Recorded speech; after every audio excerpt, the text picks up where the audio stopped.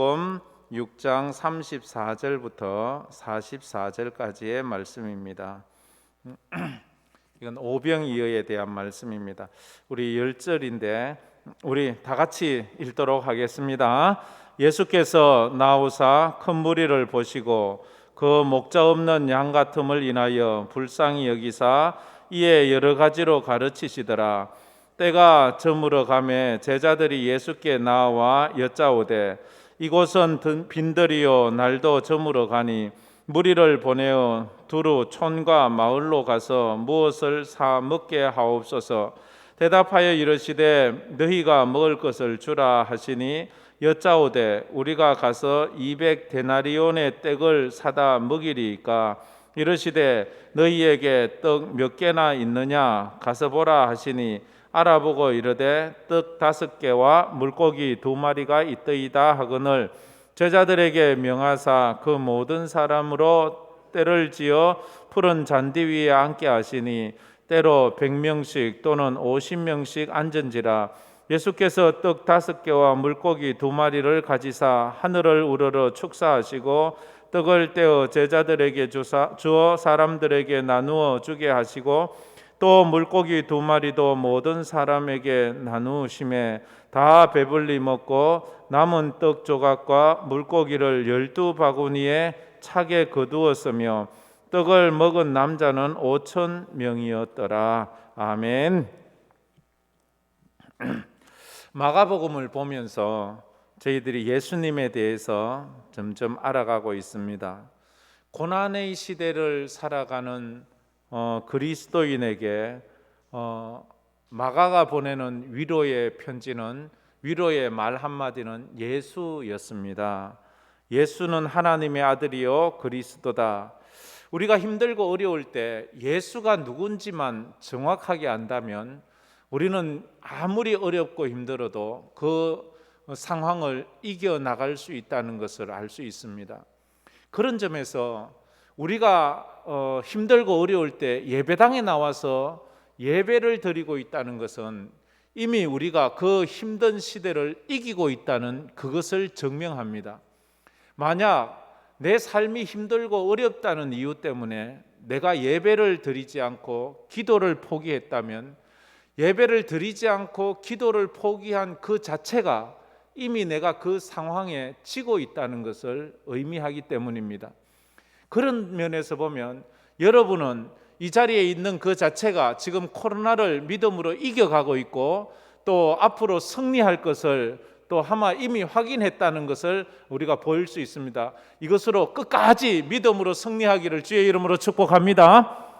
그래서 우리 성도는 알아야 돼. 상황이 나의 삶을 무너뜨리는 것이 아니고 그 상황을 반응하는, 그 상황에 반응하는 나의 마음과 내 태도가 내 성공과 실패를 좌우한다는 거지요. 이게 아주 단순한 말 같은데 가만히 곱씹어 보면 참 이게 배울 점이 많습니다. 상황이 나를 넘어지게 하는 게 아니에요. 그 상황을 보는 내 마음 때문에 내가 넘어지는 거지. 그렇잖아요. 아무리 힘들어도 내 마음이 끝까지 버티고 이겨내면 결국 이기는 거예요. 그러나 그 상황 때문에 지레 우리가 포기하면 지는 거예요. 예수님의 사역을 크게 네 단계로 나눕니다. 예수님의 사역, 공생애, 예수님께서 30세까지는 공생의 사역을 시작하지 않았습니다. 그러다가 30세 되던 그 해에 예수님이 공생애를 시작합니다. 예수님의 사역의 첫 번째 사역은 시작하면서 40일 금식을 하면서 시작합니다. 그리고 세례 요한에게 세례를 받습니다. 그리고 자기 제자들을 찾아서 불러내십니다. 요까지가 예수님의 사역의 1기입니다. 첫 단계입니다. 그러면서 그 부른 제자들과 무리들에게 천국 복음을 가르치지요. 예수님 사역의 2기부터는 이제 제자 훈련을 병행해서 가는데 제자 훈련을 어떻게 하느냐에 따라서 그 기가 다른 두 번째 이제 예수님의 사역의 단계는 이방인들과 여러 다른 지역을 다니면서 이적을 행하고 병을 고치고 말씀을 가르치면서 제자들을 계속 훈련시킵니다. 그 제자 훈련, 그 이방인 사역, 뭐 다른 병고침 사역, 그런 것을 통해서 예수님이 하시지요. 세 번째 단계는 예수님의 사역이 예루살렘을 중심으로 이루어집니다. 예루살렘 중심으로 예수님이 제자들을 데리고 다니면서 예루살렘 인근에서 그 제자 훈련을 그렇게 합니다. 마지막 네 번째 마지막 단계의 사역은 예수님의 십자가 사역입니다. 예수님께서 겟세마네 동산에 오르셔서 마지막 십자가 지시고 죽으시고 부활하시는 그 모습, 그게 마지막 사역입니다. 다시 정리하면 이 정도만 해라도 예수님의 사역이 머리에 그려지지요. 첫 번째는 예수님께서 30세가 되어 공생애를 시작하면서 40일 금식 기도하시고 세례 요한에게 요단강에서 세례를 받으시고 제자들을 부르셔서 천국 복음을 가르쳤습니다. 두 번째 단계는 이방인들과 두루 다른 지역 갈릴리 지역을 다니면서, 그리고 갈릴리 호수 근처를 다니면서 가브나움 지역을 다니면서 거기서 병을 고쳐주고 이적을 행해주고 그 다음에 천국 말씀을 가르치면서 불렀던 그 제자들에게 제자 훈련을 합니다.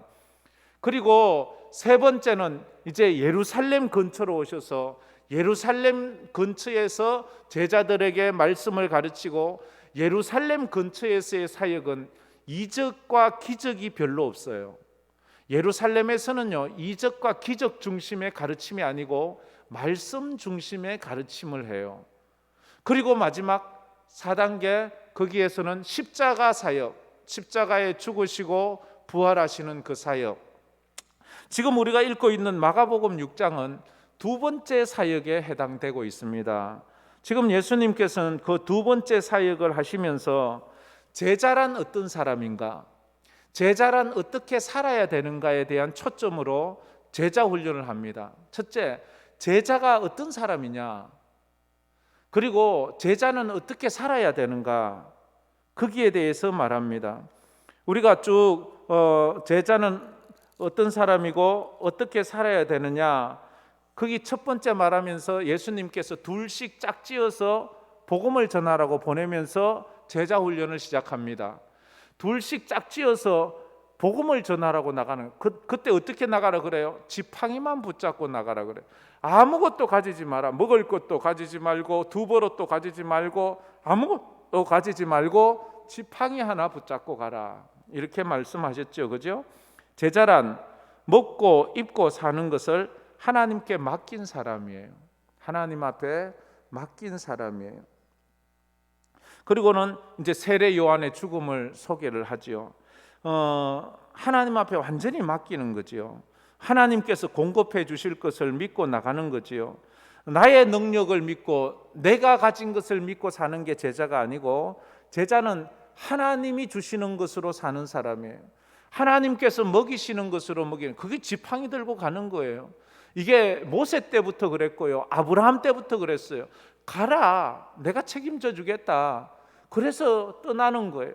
가면 우리가 가진 것으로 영원히 먹을 것 같지만 출애굽할 때 출애굽 백성들이 들고 온 떡과 그런 음식으로는요 며칠 못 가요. 며칠 못 가서 다 떨어져요. 그래서 다 떨어져야지만 하늘에 만나가 내리는 거예요. 내가 가진 것이 아직 있는 동안은 하늘의 만나를 경험할 수가 없어요. 왜? 내가 철저히 세상적인 것을 의지하기 때문에, 세상적인 인맥을 의지하고 세상적인 경험을 의지하고 세상적인 애굽에서 가지고 왔던 것을 계속 붙잡고 그거 의지하면 하늘의 만나를 경험할 수가 없어요. 그것이 다 떨어졌을 때 하나님은 하늘에서 만나를 내려주시고 반석에서 물을 내어주시는 것처럼, 우리 제자들은 지팡이 들고 살다 보면 하나님께서 하나님만 의지하는 법을 가르쳐요. 왜냐하면 광야에서는 하늘에서 뭐가 내려오지 않으면 다 죽는 거예요. 근데 하나님께서는 그걸로 다 먹이셨다는 것을 보면, 참 제가 늘 얘기하지만 저는 좀 어리석은 게요, 지나놓고 알아요. 지나놓고 하나님께서 내 인생 지금까지 하나님이 먹이셨구나. 가끔 제가 미국 생활을 얘기하는데, 제가 전에도 그랬죠. 저희들은 미국 딱 가서요, 한 달 만에, 집사람하고 늘 얘기했던 거, 한 달 만에 이제 가자, 한국 가자. 아무리 생각하고 아무리 머리를 굴려도 내가 먹고 살 만한 능력이 안 돼요. 야, 가자. 그때만 해도, 요즘은 뭐 그래 큰 돈으로 여기지지 않을지 모르지만 요즘도 큰 돈이에요. 딱 가자마자 아파트 렌트비가 얼마였는가 하면 750불부터 시작했어요. 750불도 그 당시 싸다고 그랬어요. 750불이면요 한국 돈으로요 거의 850만 원, 그 IMF 때 거의 90만 원 정도의 돈이에요. 한 달에 집세만 월세로 90만 원 이상 줘야 되는 거예요. 근데 내가 무슨 직장이 있나요? 내가 무슨 가지고 간 돈이 있나요? 뭐 그래서 가지고 뭐 이것저것 해서 가지고 간 돈 한 달 딱 쓰니까요 다 떨어졌어요. 한 달 딱 쓰니까 돈이 하나도 없어요. 그 다음 달 렌트비가 없어요. 그래서 가자는 소리를 계속했어요. 그러면서 저는 16년, 집사람은 17년 만에 들어왔는데, 그래 했는데 돌아보니까요 한 번도 굶지 않았어요. 한 번도 그 렌트비 안 낸 적이 없어요. 렌트비가 그래서 점점 올라가가지고 저희들은 싼 데만 돌아다녔으니까 마지막에 올 때는 1,500불 내고 왔어요. 1,500불을 매달, 1,500불이면 한 180만 원 정도 매월 월세를 내야 되는데 내가 그걸 어떻게 냈는지 지금 생각하면요 계산이 안 돼요. 16년 동안 100만 원씩만 냈다고 그래도 그 돈이 얼마예요 도대체? 내가 그 돈이 어디서 났을까? 아무리 내 통밥을 굴려도 내가 할 수 있는 게 아니에요. 근데 했어요. 아마 이건 여러분들도 같은 간증을 할 수 있을 거예요. 제자란 그런 거예요. 제자란 하나님께 맡기는 사람이고, 둘째, 제자의 삶은 내려놓는 삶이에요. 내려놓아야 돼요. 세례 요한은요 자기 명예도 내려놓고요, 평안도 내려놓고요, 마지막에 세례 요한은 자기 목숨까지 내려놓아요. 자기 목을 내려놓잖아요. 주를 위해서 자기 목을 내려놓아요. 그래서 그 목이 잘려지잖아요. 제자의 능력은 어디서 오는가 하면 뭐 세상적인 권력이나 뭐 가진 것에서 오는 것이 아니고, 내려놓을 때 그 사람에게서 능력이 임하는 것을 볼 수 있어요. 세례 요한의 능력이 어디서 나와요? 다 내려놓는 거예요. 다 약대 트롯만 입고요, 석청만 먹으면서 지팡이 하나 들고 광야에서 외칠 때 세례 요한의 능력이 나오는 거예요. 만약에 세례 요한이요 아주 막 비단 옷 입고 큰 화려한 궁궐에서 그런 말을 했다면 그는 아무 능력이 없었을 거예요. 사람들이 그가 약대 트롯을 입고 그 석청을 먹고 그 지팡이 하나 들고 광야에서 그 오실 주님을 외칠 때에 회개하라 천국이 가까이 왔다고 얘기할 때에, 그때에 그에게 능력이 있어요. 내려놓은 자에게는요 그 말에 능력이 있어요. 내려놓은 자, 주를 위해서 내려놓고 주를 위해 십자가를 진 자에게는 그 말이 능력이 있어요. 뭐 공부를 많이 해서 책을 많이 읽어 좋은 문구를 알아 그 문구대로 막 줄줄줄 얘기하는 사람은요 능력이 없어요. 듣기는 좋아도 능력은 없어요. 그래요, 내려놓은 자의 삶에는 기적이 일어나요. 내려놓고 믿음으로 사는 자에는요 홍해가 갈라지고 요단강이 갈라지고 반석이 터지고 하늘에서 만나가 내리고, 하나님에게 모든 것 맡긴 사람은 그런 기적이, 이게 성경에 끝도 없이 나오는 거예요. 끝도 없이. 엘리야처럼 모든 것 내려놓고 하나님 앞에 맡기며 갈 때에 까마귀가 맨날 내려와서 그에게 먹을 것을 주는 거예요. 세상에 까마귀가 어떻게 먹을 것을 주나요? 그것도 우연히 한두 번이 아니라 계속해서 어떻게 그런 일이 있나요? 그 밀가루 반죽통에서, 밀가루가 한 우큼밖에 없는 그 반죽통에서 어떻게 3년 동안이나 끊이지 않고 거기서 밀가루가 또 나오고 또 나오고, 그런 말이 요즘 말하면 과학자들이 말하면 미쳤다고 말하지요. 그런데 그 일이 진짜로 있었잖아요. 그런 일이 내려놓은 자에게 일어나는 거예요. 내려놓은 자의 삶에서 사람들은 예수가 보여요. 왜냐하면 예수가 내려놓은 사람이잖아요. 하늘 보좌를 내려놓고요, 하나님의 아들의 자리를 내려놓고 그 모든 것 내려놓고 자기를 비워 오히려 종의 형체를 가져 사람들과 같이 대신, 그리고 십자가에 못 박으신 그 예수님이 내려놓은 사람이니까, 믿음으로 예수님 때문에 우리의 삶을 내려놓는 것을 보면, 그 사람 보면 사람들이 아무 말 안 하고, 예수님 같아, 예수님 같아, 자기의 재산을 자기를 위해 모으고 자기를 위해 투자하는 것이 아니라 나 이웃을 위해 나누어 주고 이웃에게 베푸는 그런 사람을 보면 우리는 이해할 수가 없어요. 야, 나도 먹기 힘든데. 그런데 그런 사람이 있거든요. 그런 사람을 보면서 사람들이 감동을 하고 예수가 보인다고 말해요. 말로 하는 신앙은 감동이 없어요. 위선이기 때문에. 그런데 삶으로 보여주는 신앙에는 감동이 있어요. 사람들이 감동을 받아요. 오늘 여 밑에 우리 에베네셀에 와서 지금 자녀 양육 세미나를 하는 분이 있어요. 그래서 제가 그 세미나 하기 전에 저하고 잠시 만나서 이야기를 했는데 말레이시아의 선교사님이에요. 안식년이라고 잠깐 오셨대요. 오셨는데 책도 많이 찍고 이러셨는데 이분이 얘기하는데 임선희 집사님이 또 그런 아동 그런 입양하고 이런 데 있잖아요. 거기서 소개해서 2명의 아이를 입양했대요. 그래서 어떻게 아이를 입양해서 참 아이 키우는데 참 대단하시네요. 이랬어요. 그래서 제가 그러면 아이가 없어서 입양했어요. 이러니까 아니요, 우리도 애 있어요. 이러는 거예요. 그래, 애가 몇이나 있어요. 이러니까 4이나 있대요. 그러면 자기가 낳은 애가 4이고 입양한 애가 2이면 이거 한 손가락으로는 다 할 수도 없어요. 내가 그래서 농구팀 만들래요 이랬어요. 근데 이 아이들이 나이가 얼마예요? 이러니까 제일 큰 애가 14살이래요. 그리고 제일 막내가 몇 살이에요? 그러니까 제일 막내가 6살이래요. 이건 완전히 그 6살부터 14살까지 6명 아이가 있으니까 연년생인 거예요. 이게 전부 다. 어떻게 그래 안 힘드세요? 그러니까 재미있어요. 이래. 진짜 재미있을란가? 그 말 자체가 제가 그냥 기가 푹 죽더라고요.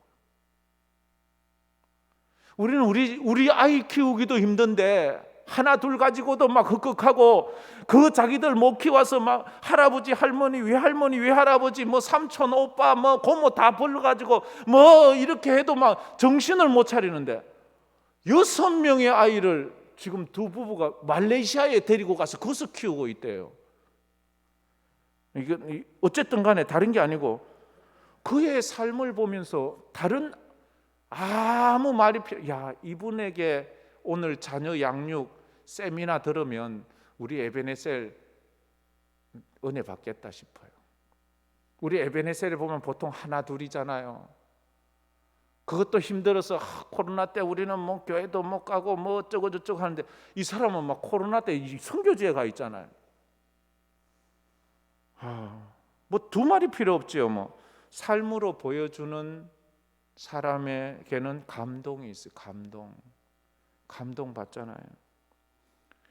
그래서 이런 일이 있잖아요. 우리가 저 사람 되게 싫어하는데 근데 그 사람을 존경해. 그 사람을 내가 되게 싫어해요. 근데 그 사람을 존경해요. 누군가 하면 세례 요한이에요. 헤롯은 세례 요한이 정말 싫어요. 왜? 자기의 잘못을 맨날 지적하고 책망하니까 싫어요. 근데 헤롯의 마음에는 세례 요한이 존경스러운 거예요. 저 사람이 진짜 하나님의 종이다. 정말 싫어하면서도 존경해요. 근데 사람이요, 반대가 있어요. 그 사람이 진짜 좋은 것처럼 아부하고 그 사람 말을 잘 들어주면서도 속으로는 그 사람을 경멸하는 사람이 있어요. 이게 헤롯이에요. 사람들이요, 헤롯이 왕이니까 헤롯 앞에서는 껍쩍 죽고 아이고 여왕이요, 예예, 아이고 다 좋습니다 하는데 속으로는 헤롯이 자기 동생의 아내를 취해서 자기 아내를만 그것을 저기 왕이라고 저런 게 왕이라고. 사람이요, 그래서 겉으로 하는 건 잘 몰라요. 겉으로 싫어하는데 속으로는 존경하기도 하고 겉으로는 순종하는 척하는데 속으로는 그 사람을 경멸하기도 해요. 초대교회 때 예수쟁이들이 그랬어요. 세상 사람들이 예수쟁이들을 그렇게 경멸했어요. 그래서 그들을 감옥에 가두고 죽이고 채찍질하고 빼앗고 그러면서도 세상 사람들 마음에서는 저 사람은 뭐들이 달라? 어떻게 저 사람들은 자기의 신념과 신앙을 위해서 저렇게 모든 걸 포기할 수 있는 용기가 있나? 그게 부러운 거예요. 사람들이요, 선교사들을, 내가 선교사가 되는 건 부담스러워하고 어려워하지만 선교를 나가서 이 안락한 삶, 이 우리 고국에서의 누리는 삶, 자녀 양육의 삶을 다 포기하고 선교지에 가서 그렇게 고생하는 그걸 보면서 나는 그렇게 못 살지만 그들이 존경스러운 거잖아요. 얼마나 존경스러워요. 이번에 계속해서 GMS 선교사 중에서도 선교지에서 하나님의 부름을 받은 분들이 여러 명 계세요. 그들의 그런 모습을 보면서 사람들이 다 기겁을 하고 나는 선교 못해, 나는 저렇게는 못해 하지만 속에서는 한없이 그들을 존경한다고요. 야, 참 저 사람이 진짜 예수쟁이네, 이렇게 말하는 것처럼 세례 요한을 보면 그랬어요. 참으로 고전적인 말이지만 본질적인 질문이기도 해요. 사람은 왜 사나요? 사람은 어디로 가고 있나요? 인생은 어떻게 살아야 성공하는 건가요? 오랫동안 모든 사람이 해왔던 질문이에요. 여러분 한번 답해 보세요. 사람은 왜 사나요? 사람은 어디로 가고 있나요? 사람은 어떻게 살아야지 그 삶을 성공했다고 할 수 있나요? 우린 다 알아요. 아무리 큰 부자라도 존경받지 못하는 부자가 있어요. 아무리 가난해도 진짜 사람들에게 존경받는 사람이 있어요. 우리가 그렇게 잘 나가고 대단한, 여기서 김일성이 존경하는 사람이 있어요? 아무도 없을 거예요. 아마 있다면 그게 참 이상하지요. 왜요? 김일성이 성공했잖아요. 지 하고 싶은 대로 다 하잖아요. 지가 못하는 게 어디에, 지가 하나님인데. 근데 왜 존경하지 않나요? 우리는 알아요. 그건 인간이 살 일이 아니에요. 잘 먹고 잘 사는 것이 삶의 성공이고 기준이라면 우리 같은 그리스도인들은 실패한 인생을 사는 거예요. 믿음으로 살았던 세례 요한이나 예수님의 12제자나 사도 바울이나 실패한 인생이에요. 그 사람들에게 우리가 뭘 배워요? 실패한 인생을 산 사람들에게 우리가 뭘 배울 게 있어요? 성공한 사람에게 배워야지요. 근데 왜 우리는 그들을 존경하고 그들의 삶을 따라 살려고 하나요? 우리는 알아요. 우리가 살기는 참 어렵지만 그들처럼 살아가기는 참 불가능한 면이 있지만 그게 바른 삶이기 때문에, 그게 성공한 삶이라는 걸 알기 때문에 우리는 그들을 존경하는 거예요. 그들처럼 살려고 나름은 좀 힘쓰는 거예요. 그렇잖아요. 그죠? 성경은 무엇이 성공한 삶이라고 말합니까? 예수님처럼 사는 삶이 성공이라고 합니다. 그런데 가만히 보면 예수님이 성공했나요? 예수님이 태어날 때부터 지지리도 가난한, 얼마나 가난하면 그래 이 말구유에 태어납니까? 우리 중에 그런 사람 어디 있어요? 아무리 지질이 가난해도 말구유에 태어난 사람은 없잖아요. 태어나자마자 그 나라 왕이 잡아 죽이려고 군사를 푼 사람은 없죠. 그래서 그가 도망을 가잖아요. 태어나자마자. 그리고 아버지 일찍 돌아가시고 그렇게 살잖아요. 그리고 나이가 오래돼서 죽은 것도 아니라 젊어서 33살에, 그것도 병들어 죽은 것도 아니고 억울하게 붙잡혀 십자가에 매달려 처참하게 모든 사람이 보는 앞에서 저주받아 죽은 그 인생이 성공한 인생인가요? 근데 우리는 알잖아요. 그게 성공한 인생이라고. 왜 성공했어요? 하나님의 뜻대로 살았거든요. 아무리 힘들고 어려워도 하나님의 뜻대로 산 사람은 성공한 인생을 사는 거예요. 아무리 남들 보기에 대단해 보이고 남이 부러워해도 하나님 뜻대로 안 산 인생은 실패한 인생을 산 거예요. 예수님은 부나 권력이나 장수를 위해 살지 않았어요. 예수님은 하나님의 나라와 하나님의 의를 위해 살았어요. 자신의 사명을 위해서 살았어요. 예수님은 이제 자기의 제2단계, 제2기 사역을 하면서 제자 훈련을 하면서 이것을 하는 거예요. 참 믿음의 사람이 누구냐? 제자가 어떤 사람이고 제자는 어떻게 살아야 되느냐? 근데 한국 교회의 비극이 이거예요. 뭐 남들 볼 건 저 자신을 봐도 그래요. 참 제자의 삶보다는 무리의 삶을 자꾸만 이렇게 눈여겨 보려고 하고 부러워하려고 하는 그런 모습. 제자의 삶이란 인생을 하나님 앞에 맡기는 겁니다. 내려놓는 삶이에요. 목숨까지 내려놓는 거예요. 마지막 죽음까지 내려놓을 수 있어야 돼. 하나님 앞에서 내려놓는 거예요. 예수님이 그랬잖아요. 아버지여 내 뜻대로 하지 마옵시고 아버지 뜻, 그거 다 내려놓잖아요. 다 내려놓는 거예요. 그 다음에 예수님의 삶은 오늘 이제 얘기하려고 하는 건데 내 능력이 아니라 주님의 능력으로 사는 거예요. 제자의 삶은, 자 따라해 보세요. 내 능력이 아니라 주님의 능력으로. 이게요. 이게 또 쉽지 않아요. 내 능력으로, 우리는 자꾸 내 능력으로 살 거예요. 난 내 능력만 봐요. 내 손에 있는 것만 봐요. 그런데 주님은 네 능력이 아니라 주의 능력으로 살라고 그렇게 말합니다. 오늘 우리가 읽은 말씀은 우리 너무 잘 아는 말이니까 뭐 본문은 자세히 설명하지 않아도 돼요. 오병이어의 기적이잖아요. 예수님께서 이적을 행하고 기적을 행하고 좋은 말씀하자 사람들이 막 인산인해로 따라다니는 거예요. 예수님이 이리 피하면 이리 우르르 따라가고 저리 가면 저리 우르르 가고, 그래서 예수님이 빈들에 계시니까 그 덜까지 사람들이 와 따라왔어요. 얼마나 많이 왔는지 장정만 5천 명, 남녀노소 다 하면 한 2만 명에서 2만 5천 명, 이렇게 많은 사람들이 예수님을 따라왔어요. 예수님이 오니까 또 말씀을 가르쳐요. 말씀을 가르치는데 갈 생각을 안 하네. 우리 같으면 뭐 1시간만 예배드려도 빨리 안 마치나 눈총을 주고 이렇게 하는데 이 사람들은 낮에 왔는데 해질녘이 돼도 안 가고 있는 거예요. 그래서 예수님이 제자들에게 저들이 먹을 것을 주어라 말하니까, 아이고 예수님 우리에게 무슨 가진 게 있다고 그럽니까? 저들을 먹이려면 200데나리온이 있어야 됩니다. 200데나리온이라는 말은 한 사람의 근로자가 1년을 벌어야 되는 돈이에요. 한 사람의 근로자가 1년을 벌어야 되는 돈, 그 아주 큰 돈이 있어야지 저 사람들에게 떡이라도 한 쪼가리씩 나눠줄 수 있다는 거지요. 그래서 그 말은 못한다는 거잖아요. 못한다는 거잖아요. 그래도 예수님께서 너희가 가진 것이 무엇이냐? 저희들 보리떡 5개와 물고기 2마리가 있습니다. 그래? 그럼 그거면 됐어. 그걸로 나누어 주라 말합니다. 그건 어린아이 한 끼 분량밖에 안 되는데요. 내가 가진 것은 어린아이 한 끼 분량이지만 그게 하나님 앞에 드려지면 그걸로 장정 5천 명을 먹이고도 12방울이가 남는다는 거예요.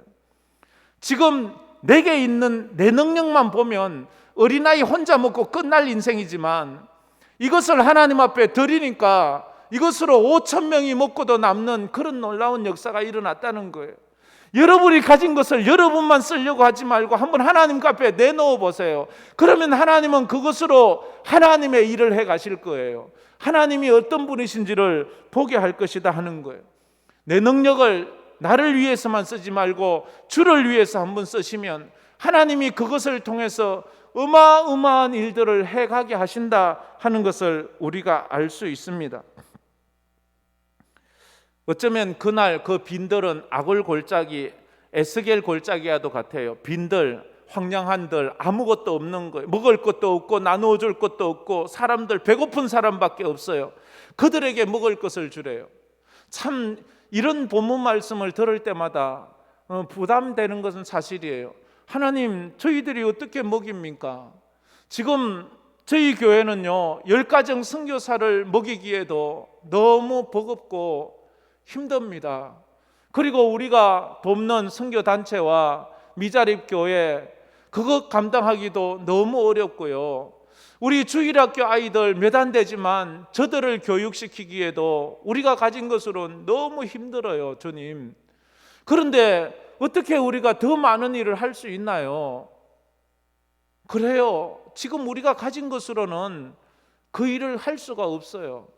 그런데 하나님께서 우리의 가진 것을 받으시고 축복하시면 하나님이 그것을 끝없이 엘리야가 사렙다 과부의 집에 가서 그 밀가루통에 밀가루가 마르지 아니한 것처럼 우리 성도들을 축복하실 것이라 믿습니다. 할렐루야. 내 능력이 아니고 주님의 능력으로 그 일을 할 것이다, 그렇게 말합니다. 2000년 전 그랬잖아요. 로마 식민지, 다 가난한 사람들만 모여 있는 그 시대에 어떻게 이렇게 많은 사람을 먹일 수, 거부가 어디 있나요? 그런데 예수님은 그 일을 하셨어요. 유대 시내 광야에서 그 일을 하셨어요. 지금 주님은 말해요. 우리 교회에게 사람들을 배불리 먹이라고. 두 가지가 있지요. 육체적인 배를 불려야 되고 영적인 배를 불려야 되잖아요. 어쩌면 오늘도 코로나 때를 살면서 영적으로 매우 허기져 있어요. 영적으로 매우 지쳐 있어요. 영적으로 매우 탈진되어 있어요. 그럴 때 우리는 정말로 먹고 힘을 얻어 이 한 주간을 살아갈 수 있는 에너지가 필요하다는 거예요. 나로 하여금 정신 번쩍 차리게 하는 말씀이 필요한데 이 말씀의 은혜가 없으면 돌아가다가 기진매진할 수밖에 없잖아요. 그래서 주님은 말해요. 네 생각이 안 된다고 나에게도 안 된다고 하지 말아라. 내 생각은 너희 생각과 다르다. 우리가 꼭 기억해야 될 거예요. 내 능력이 안 된다고 주님도 못한다고 생각하지 말아야 되는 거예요.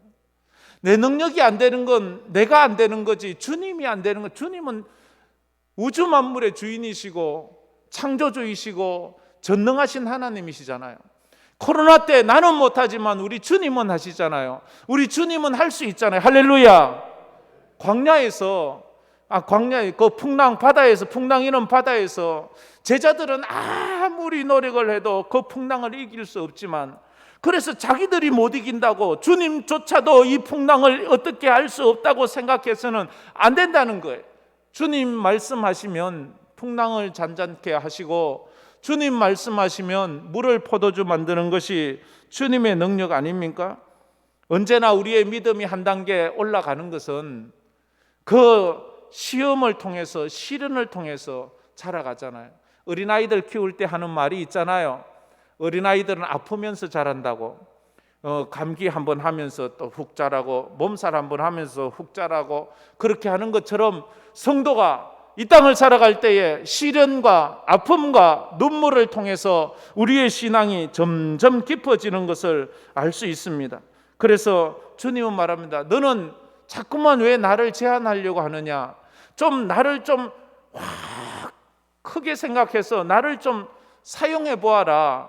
너희들은 왜 능력 있는 나를 가지고 있으면서도 왜 나는 안 쓰고 너만 쓰려고 하느냐? 왜 너 문제를 네 혼자 그걸 감당하려고 하느냐?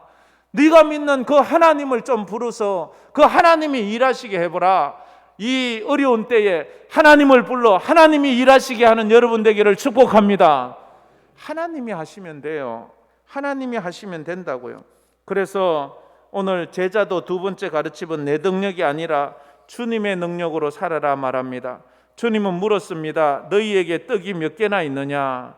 너희에게 떡이 몇 개나 있느냐? 너에게 뭐가 있느냐는 말이지요.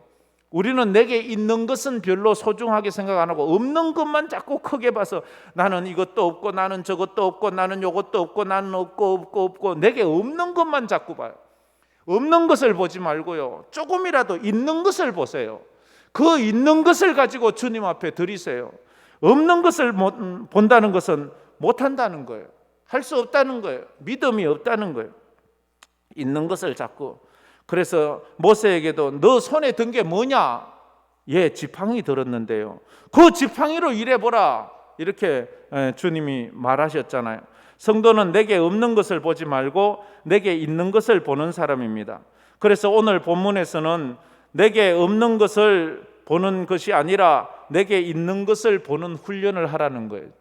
자, 가끔은 그럴 때가, 우리도 나는 건강도 없고요, 나는 돈도 없고요, 나는 직장도 없고요, 이런 거 보지 마세요. 여러분에게 뭐가 있습니까?